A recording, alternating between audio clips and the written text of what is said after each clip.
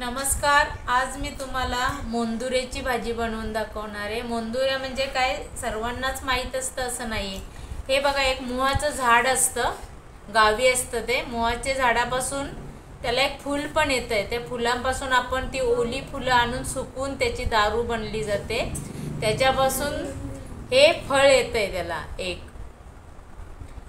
त्याला असं दोरा असं म्हणतात।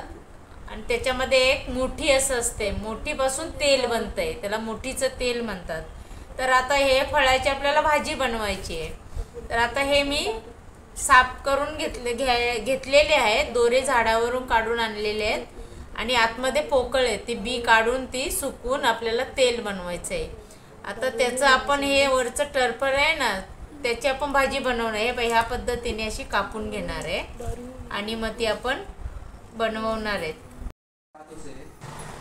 आता हे बघा, आपण ही मोंदुरेची भाजी बनवून घेणार आहे। त्या मोंदुऱ्या मी उकडून घेतले आहेत कापून, आणि हे कडवे वाल असतात ते भिजत ठेवायचे आणि असे त्याला मोहर येऊन नाही द्यायचे। असे टप्प फुगले का ते आपण काढायचे आणि कुकरला 2 शिट्टीमध्ये उकडून घेतलेले आहेत। आता आपण या मोंदुऱ्यामध्ये ते वापरणार आहेत। आता तेल घालून घेते।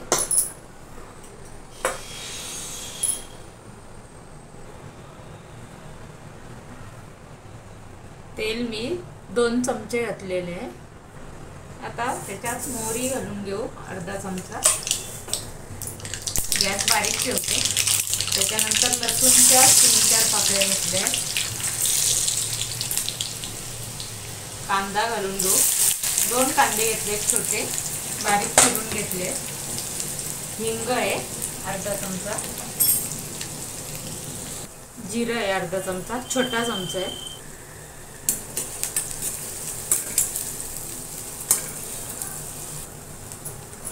एक छोटी मिरची घेतली आहे हिरवी, बारीक तुकडे करून।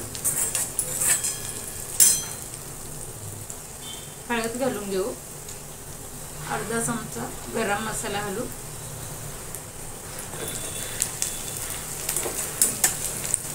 त्याच्यानंतर हे वाल घालून घेऊ उकडलेले।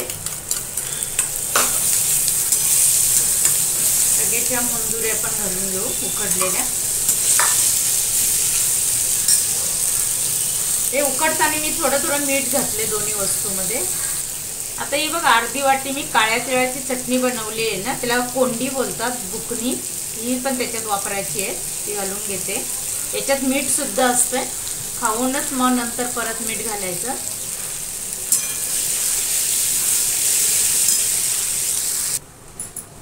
हे बघा, आता ही भाजी तयार आहे। आता गॅस बंद करते। छान अशी झालेली आहे रानफळाची भाजी। औषधी औषध आहे, म्हणजे औषधी खाण्यासाठी म्हणजे शरीराला। आणि हे 1 वर्षातूनच ही फळं येतात, ती जास्त पिकल्यानंतर त्याची ही भाजी होत नाहीये, कच्ची असतानाच भाजी बनवायची असते। आता हे बघा, भाजी खाण्यासाठी मोंदुऱ्याची तयार आहे, वाल घालून। हा व्हिडिओ जर आवडला तर लाईक करा, शेअर करा, सबस्क्राईब करा, कमेंट्स करा। धन्यवाद।